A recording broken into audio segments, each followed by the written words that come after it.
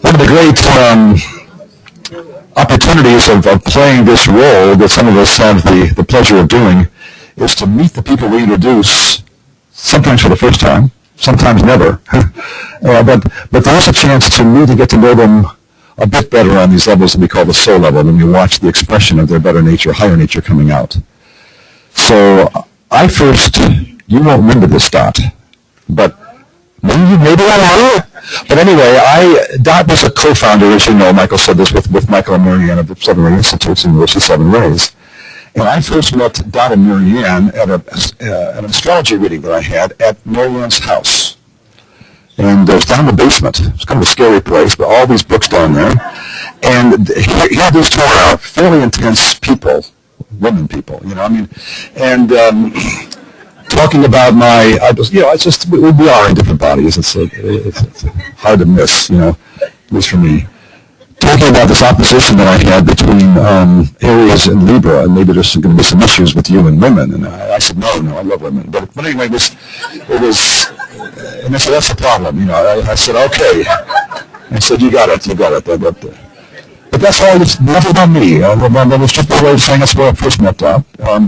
And in the compelling part of her same esoteric life, she is also now on the board, currently serves on the board of the Rourke Foundation. Rourke Museum. Thank you. Okay. She has one of these people who has moved with this teaching, taking it into her being, and begun to live this teaching in various roles that she's played and also in her life. So it's an extraordinary kind of story to kind of watch and hear kind of what she's been doing over the years. Currently, she is the founder and president of the National Peace Academy. You will find a brochure about this out on the table as you finish up. So this is her most current assignment. Yes, well, knowing Dot, you said you hit singles and move on. Was that what it was? Hit and run, yes. Okay. Softball. She's also a softball pro, and also has written a book called, love the title of the book, it's called Secrets of Hitting Success. DVD. Oh, it's a DVD. Okay, good. Yeah. She, just a couple of highlights. She served as the campaign manager for Dennis Kucinich, run for president in 2004, and then 2005, 2007 was the executive director of the Peace Alliance and campaigned for U.S. Department of Peace. So what you see, and when you take a look at her life, is this extraordinary ability and desire to be a peace builder, inspiring cooperation on behalf of the whole. This is what she does so brilliantly, so beautifully. She's also co-authored another book called Conscious Education, The Bridge to Freedom. And this will be a delightful talk about the path of someone who is one of us who's gone into the world and is doing some remarkable kinds of things on behalf of the transformation of the world. So, Dr. Maver.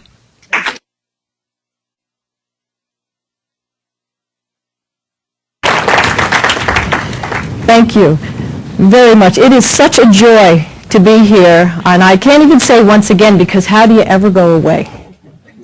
That doesn't happen. The connections run so deep. The lineage is always there, the deep-rootedness, the deep love, and the heart connection.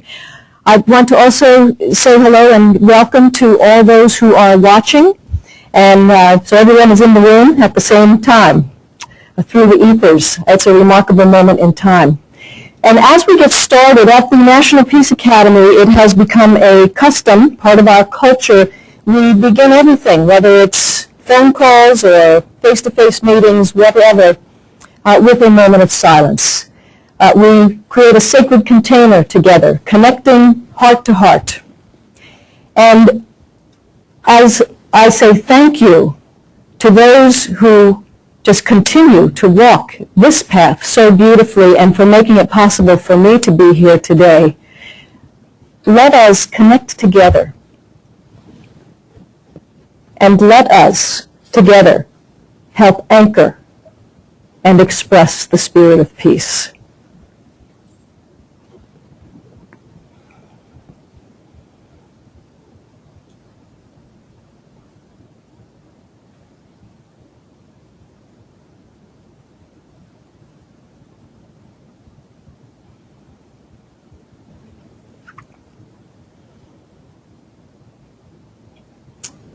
and so it is. There's a great story unfolding on the planet. Lots of people have talked about it already this week. We all know the story so well. We know it through the ageless wisdom. We know it through our hearts. We know it through our own lives. When Michael opened with that magnificent, powerful, and evocative talk the opening night, one of the things that really touched me, and for those of you who know me well, you know I love to sing and dance. So one of the things that really touched me was his call. I must consider it a challenge to look through the eyes, the windows of the soul, to the heart, and invoke the beauty inherent in each one of us. One of my favorite songs is written by Libby Roderick. Does anyone know Libby Roderick? So I'm going to sing it as the words come up, and then I'm going to invite you to sing it with me. While I'm singing it this first time, you can begin to make eye contact. We're setting the stage for this story, because as I will share later on, guess who the storytellers are? So, how could anyone ever tell you are anything less than beautiful? How could anyone ever tell you are less than whole? How could anyone fail to notice that your loving is a miracle? How deeply you're connected to my soul. Now, make some eye contact. And I'm serious. It is one of the most uncomfortable things in life to make the kind of contact that you can be with, in silence even, that actually touches the seat of Buddha and draws forth, invoking the beautiful ones that we all are. So I'm happy to even sing it by myself. But join me, and some harmony for those who know it and just caught it. And please make some eye contact. Invoke beauty in this room. How could anyone ever tell you are anything less than beautiful? How could anyone ever tell you are less than whole? How could anyone fail to notice that your love is a miracle? How deeply you're connected to my soul.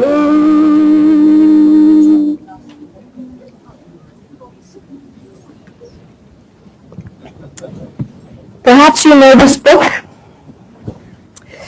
John O'Donohue, The Invisible Embrace, Beauty, Rediscovering the True Sources of Compassion, Serenity, and Hope. I'm going to read just one sentence as you contemplate Song of Shambhala. And these actually are the words of Frederick Turner. Beauty is the highest integrative level of understanding and the most comprehensive capacity for effective action. It enables us to go with, rather than against, the deepest tendency or theme of the universe.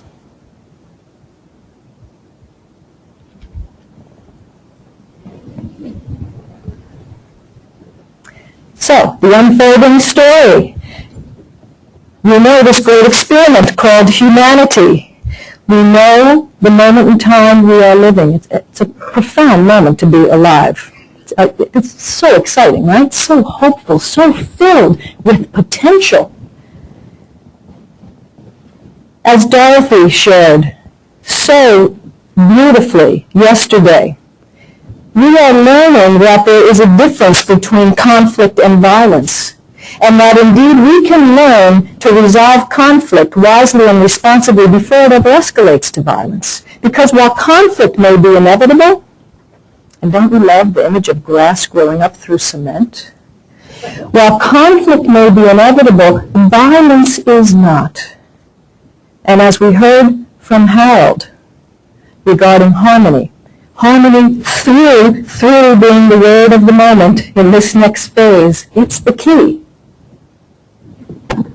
Harmony through conflict is the unfolding story. The essence is right, put it in parentheses, human relationship. It's actually all about relationships, from our relationships with ourselves and with others and the world around us, the earth in relationships, solar systemically, and just do one of those mind bends and take it out there. It is all about relationship. And as we come back home to ourselves, we are part of an unfolding story, a beautiful, beautiful story. We walk the path of beauty together, only sometimes we forget that. So the storytellers, you know, are you familiar with the youth ambassadors of peace? And those in Palestine and Israel, Palestine and Israel speak so clearly. They say, we know we need a new future. In order to have a new future, what we need now is a new story. And my friends, you'll hear me say this more than once today. We are the storytellers. Oh, Bob, I'm loving this. Watch this. Okay. This will just take me 1 second. So, this will come up in about 2 seconds, and it's only 30 seconds long. So, Maestro, here's the scoop. Yeah, listen up. This is your home. It's the only one you got. This is pretty, but you can't live there. You can't get there, so I repeat, this is your home. It's the only one you got. Cherish it, protect it. It's the only one you're going to get. These guys, they're your neighbors. They ain't going away. They ain't moving. You have to get along with them. So you have to learn to share. You have to get along. You have to learn to get along. Because they are your neighbors, they're not going away. Okay, all this stuff, the animals, the waters, the sky, the ground, the bugs, the fish, the tacos, the people, they're all connected. Everything is connected. They all depend on one another. If you ignore that, you're doomed. Repeat and doomed. Okay, so listen, it's all one. Not 2 worlds, not 3, one. Just one. So get it and get it. Remember, all is one. Okay? Hit it.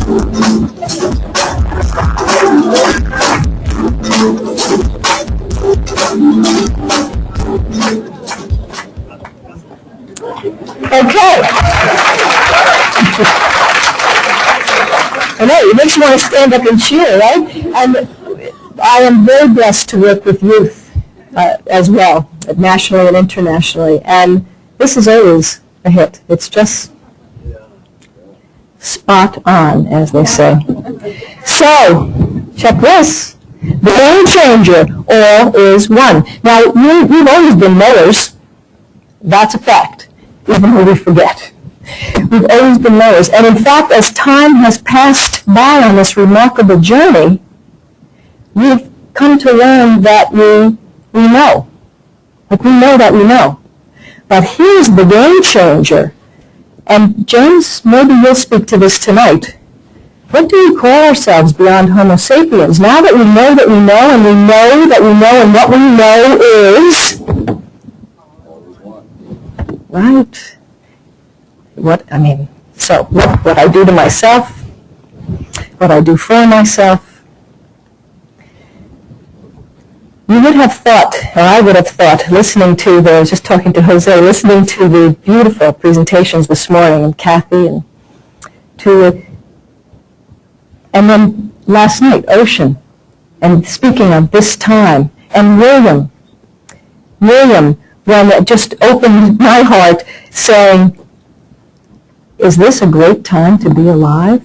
We chose to be here at a remarkable time. It's like an all-hands-on-deck moment. So, here we are in this remarkable transition time, and we are the transition team. Now, is that not a relief? We're the transition team. The end game is not our final responsibility. But right now, it's very significant. No blessed unrest, Paul Hawken. So, yes, and his work is so magnificent. Paul tells us that we are living in a moment in time that could be termed the largest social change movement in the history of humanity. And do you love what he says in his book? He says interconnected is a little challenging now because people are like, oh, yeah, I know. I got it. He says, try intertwinkling. And does that not make you think of a starry night and the vastness of that? And as I am fond of saying, there's not so much bumping and jostling that goes around in the rhythm of the solar systemic universe. We do a lot of it with our personal stuff. So we are at a threshold moment, and this is what Jose, I love that you brought up the Renaissance this morning. Think about it. When we were in the Dark Ages, and it was cold and dark and oppressive, and who knows where we were moving and what we were afraid of saying or whatever. Could we have known at that time that we were 1, 2, maybe 3 steps from a renaissance of beauty and color and sound that would take our breath away? We are at a similar, different turn. In fact, all the dials are turning right now. And as William said, was it William saying we're listening to a different radio? We're tuning into a different radio station. All the cycles are turning at once. This threshold moment is so profound, and we don't know what the other side looks like yet. So guess what? Guess. Well, I'm not going to put it up there. Guess. It's not even coming up there. Guess. It's up to us. Exactly. So the game-changing question of our day, think about this. I have such respect for Ambassador Chaudhry at the United Nations. Asking this question around the world right now, is peace a human right? Think about it, and I'll just use the U.S. as an example. Every time humanity has asked a big question, big things have happened. Let's see, should women have the right to vote? Now, it took some time, wasn't particularly easy, but big things happened. Another one. Is freedom a human right? Is slavery okay? And the abolitionists did their work. So, is peace a human right? And as Jolene shared, if civilization is to survive, we must cultivate the science of human relationship, the ability of all peoples, of all kinds, to live together and work together in the same world at peace. President Franklin Delano Roosevelt, the same president who signed the Warwick Pact, calling for the banner of peace to fly over institutions, education, museums, all our cultural institutions in times of peace and war. So it begs a question in my mind, what is peace? Because at least for my lifetime, it's been very easy to think that peace is the opposite of war, or to think that peace is the absence of violence. You familiar with the Earth Charter? The Earth Charter, written by hundreds and thousands of people worldwide. Countries around the world participating, folks at the UN participating. And in the Earth Charter, which is a charter of principles and processes to live in right relationship on this planet we all call home, it says peace is the wholeness created by right relationships with oneself, other persons, other cultures, other life, earth, and the larger whole of which all are a part. We're holding that at the heart of the National Peace Academy in the United States of America. That is our definition of peace. Simply put, peace is living in right relationship with self, others, and the world around us. We get that, and we are doing something. So, here we are with a shifting worldview, a leading this movement, and something called infrastructures for peace. The shifting worldview, and everyone has alluded to it, we all know it. As we make this step over the threshold, we're in the midst of an all systems breakdown. It's very painful out here in many ways right now. At the same time, we're in the midst of an all-systems breakthrough. And when we talk about a shifting worldview, we've gotten so good at the worldview that is fast dissolving around competition and containment and individuality, and we've gotten so good at that, but it's like a quart of milk. You know, when you drink it, you love milk, 3 weeks later, you open it up, its use-by date is up. So to still be living within this worldview and creating within this worldview that is fast dissolving appropriately makes us want to get mad at it. So then I say to folks, so how's that working for you? So here is a worldview that is emergent, that is all about cooperation, that is all about synthesis, that is all about unity of consciousness, that is all about group. And the very cool part is we don't know how to play that game yet.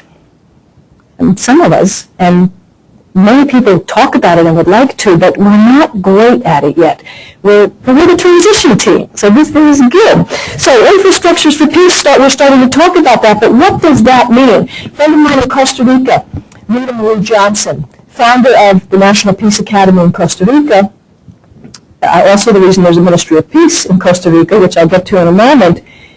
She says she's also the originator of Be Peace, one of the certificate courses for the National Peace Academy in this country, a combination of heart math and nonviolent communication. So she talks about peace systems, as we do at the Peace Academy here. And she says, you know, it's got to be a very holistic approach, an inclusive approach. Bottom-up, grassroots, top-down, government, all around NGOs and civil society, and inside out, a personal practice of peace, because we all know it starts with me. I so appreciate Wendell Berry. What we need is here. You'll hear me say this if we hang out at all, too. We don't need to create one more blessed thing on the planet. We need to coordinate ourselves a bit and really take notice to help rise the tide so that all the boats rise and become visible and viable. Geese appear high over us, pass, and the sky closes. Abandon, as in love or sleep, holds them to their way, clear in the ancient faith. What we need is here. And we pray not for new earth or heaven, but to be quiet in heart and in eye, clear. What we need is here. This is one tiny slice of the pie that is emergent all over the world right now. You see where it says nationalpeaceacademy.us? So imagine .jp, .ca, .uk, .nz, .au, and it's happening. There are academies in Costa Rica, Peace Building Institute in Canada, Patria in Romania. We're about to see one emerge in Kathmandu, Nepal. And there's one in the United States that is just 2 years old. And 3 years ago, a group of us decided, you know what? Let's see if it's time. David Cooperrider, Case Western Reserve University, the originator of Appreciative Inquiry, facilitated the first visioning meeting, multi-stakeholder approach, government, business, civil society. And let's look at what it is we want and where we're going and what our strengths and resources are to get there. Let's design that. Is it time? Is it a good idea? Is the United States ready, willing, able? Well, we decided yes in that first meeting, and we then offered to facilitate a second meeting almost a year later in March 2009. Almost 200 of us, again a multi-stakeholder approach, including some folks internationally. And we designed in 3 days a National Peace Academy that is at once virtual and serving as connective tissue, working with and through existing colleges, universities, learning institutes. At the heart of it, we support, advance, and nurture cultures of peace by preparing the next generation of peace builders who will bring their unique background and contributions to communities and the corporate, nonprofit, and government workplace. We support the development of the full spectrum of the peace builder, inner and outer, personal and professional. We facilitate the development of peace systems, local to global. And we strive to embody and reflect the principles and processes of peace. During my days in the Peace Alliance, once again, all of us would say many times, if we are unable to do this, how dare we? So it begins right here. So with the Peace Academy, our centerpiece right now is a certificate program that is beginning to intersect with colleges and universities around the country, which makes my heart sing. And as we do that, on campuses and off, we will have our second Peace Building, Peace Learning Intensive, a week-long intensive at the heart of this certificate program, where we go from theory to practice, to personal practice, to each one of us coming away with an implementable strategic plan for positive community change. At whatever level, it might be this community, it might be very personal, but it's because we're working through 5 spheres: personal, social, institutional, political, and ecological. So, as that happens, Dr. Betty Reardon, considered the mother of peace education. Her work, the International Institute for Peace Education, now finds its home through the National Peace Academy in this country. We were in Colombia last summer in its 29th year, and this summer we were supposed to be in Japan. Now, I'm going to ask us to take just 5 seconds. It's not only our brothers and sisters in Japan. It's our brothers and sisters around the world, and including in our own backyard as we meet in the United States, who are finding challenges that are overwhelming on a day-to-day basis. And just as we gather, it's like a pebble dropping in a pond, and let those ripples bless.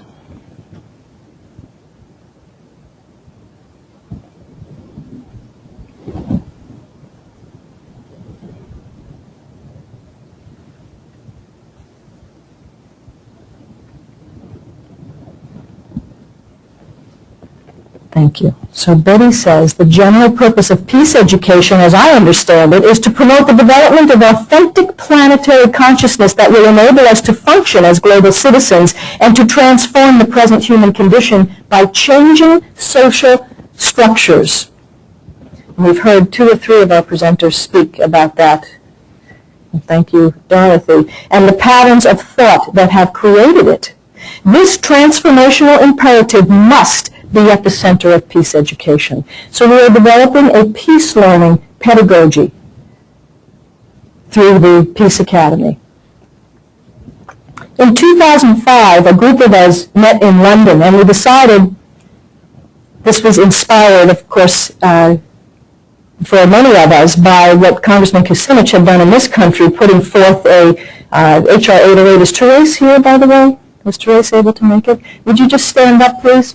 Thank you. Therese is the state coordinator here in Arizona for the Peace Alliance U.S. campaign for a Department of Peace. If you're from Arizona and you're interested, see Therese. Bless you.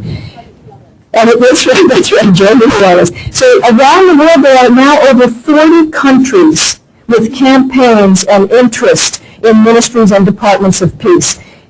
After the London Summit, which was actually in Parliament at London, we met in Canada in 2006, then Japan, Costa Rica. In Costa Rica, we were welcomed, 200 delegates were welcomed by President Oscar Arias, who announced a ministry of justice and peace in Costa Rica. So Costa Rica now is a beautiful peace system with a ministry at the cabinet level, with a peace academy and peace education in every school throughout the country. And of course, as we know, they do not have a standing army. So much of their money is able to go towards education and social works. And you may be interested, some of you, in attending with the U.S. contingent, and there with the Nigerian or Canadian contingent, the South African Summit in Cape Town, September 29th through early October 2011. The theme, Ubuntu in Action. I am what I am because of who we all are. And I'll put the websites up there for those who are interested. So, I'm so watching. This is so good. Thank you. One of I love shared responsibility, shared leadership. And in everything that I am part of, that's part of this striving, is to help that concept flow through. So while at these summits, one of the things I love to say I like, therefore I get to do, take responsibility for, has to do with song. So do you want to experience an opening morning at the Global Alliance Summit? Yeah. Welcome delegates from countries around the world. We are very excited to announce that in July 9th, 2011, countries around the world will welcome South Sudan. And in the cabinet will be a minister of peace. True. So, you know the mantra, Om Mani Padme Hum? As it, and at least somebody knows it. What does it mean? Thank you. Jewel in the lotus. Hail, jewel in the heart of the lotus. Jewel in the heart of the lotus. So, we're going to break into threes very quickly, and we've got your singing voices. Thank you, Harold. So, Om Mani Padme Hum, Om Mani Padme, come on, I'm not even sing. Mani Padme Hum, Om Mani, it's your note, big one. Om Mani Padme Hum, this first line here. Om Mani Padme Hum, Om Mani Padme Hum, Om Mani Padme Hum, Om Mani Padme Hum, Om Mani Padme Hum, Mani Padme Hum, Om Mani Padme Hum.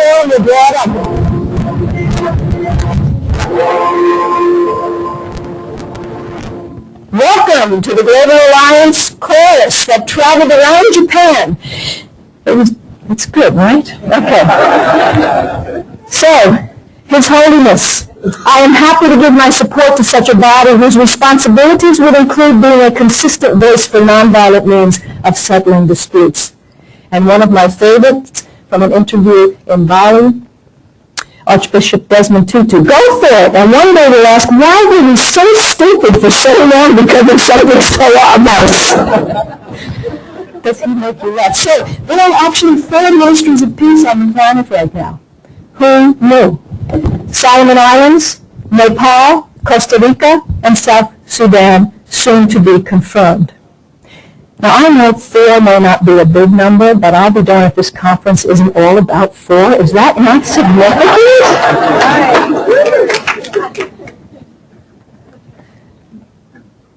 Otto Scharmer speaks to me. Developing the capacity to operate from the nothingness of the now, the ability to discern and take the next step in situations where old structures have broken down and new structures haven't yet emerged, is perhaps the most important core capacity of navigating work and life in this century. I invite us to take that in.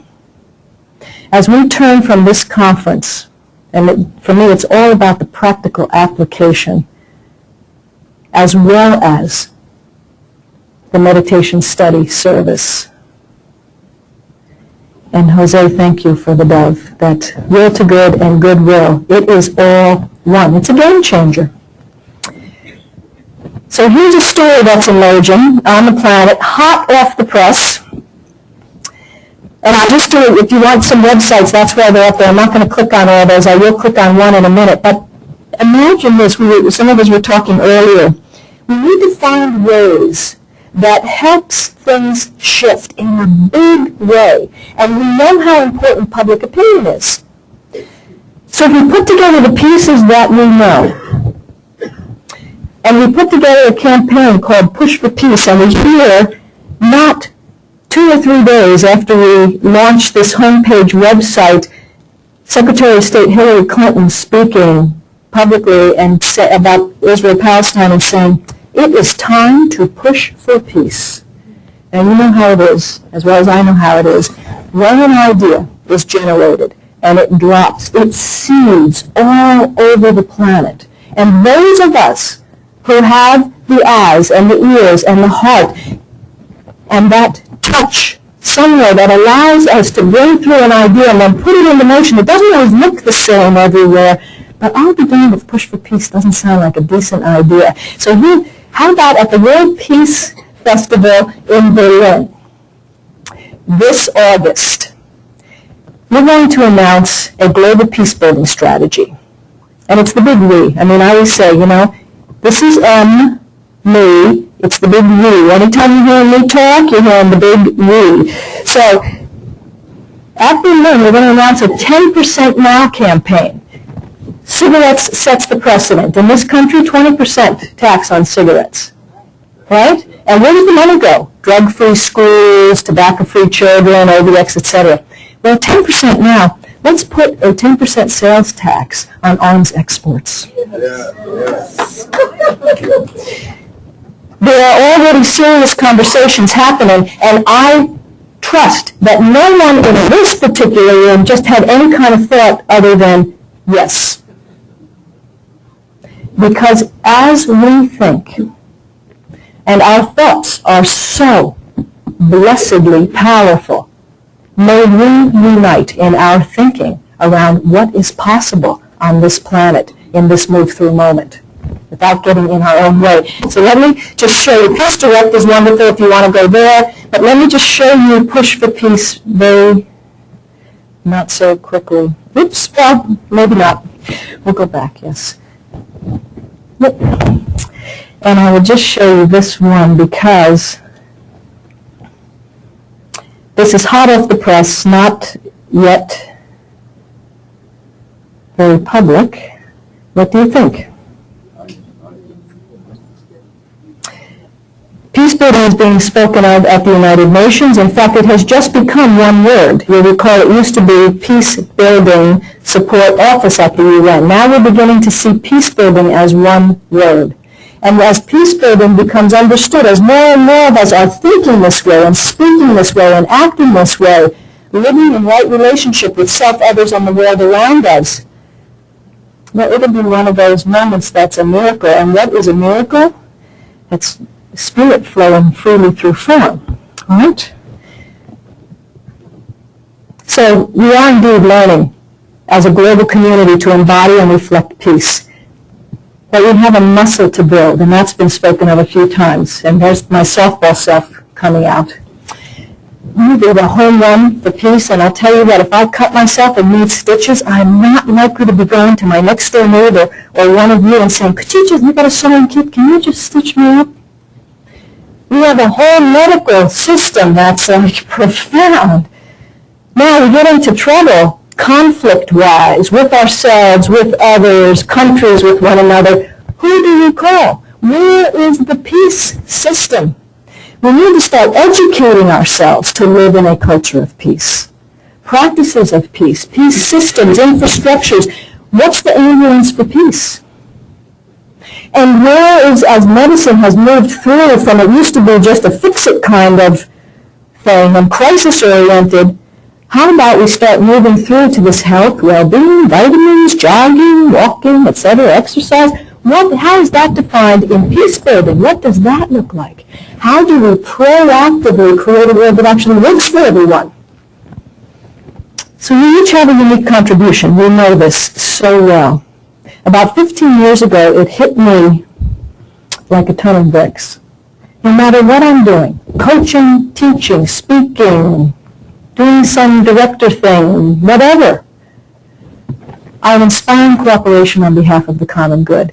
Once I was willing to own that, life changed. It's powerful. It's self-empowering to own our unique contribution.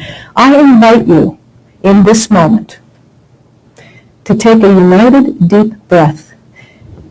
Sink deeply into that wellspring within yourself. And many of us in this room, we've been walking this path. We know what that unique contribution is. Can you put it in a word or a phrase or a sentence that will resonate with you so essentially that it will be so attractive you'll never have to say no again? You'll only have to say the big yes. Take just a quiet moment.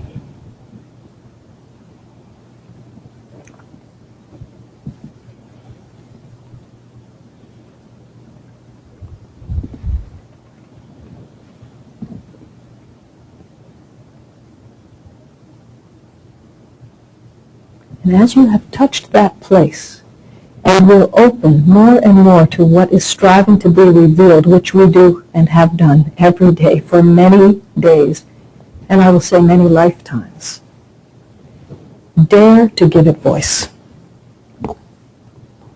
Elise Bowden.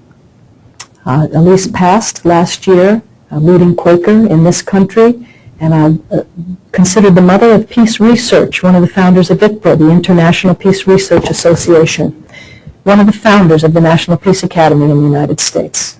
There is no time left for anything but to make peace work a dimension of our every waking activity.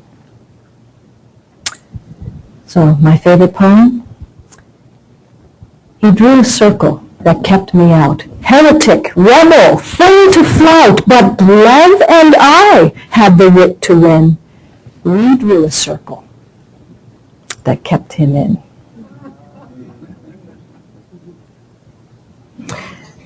I will close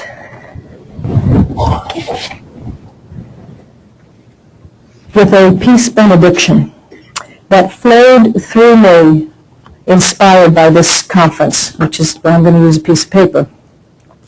And I will begin it by saying, from the teaching of Agni Yoga, the book Illumination, beauty is our way of understanding. A benediction on the path of beauty. May you walk a path of beauty, strewn with the grace of love. Every step a gentle outflow of sacred belonging. As your eyes behold the form that offers a brief glimpse of beauty inherent in all, may the smile of your heart be known to others, drawing forth their knowing, assured of beauty, inner and outer. Go forth with joy on the path of beauty, a blessed, sacred journey unto life itself.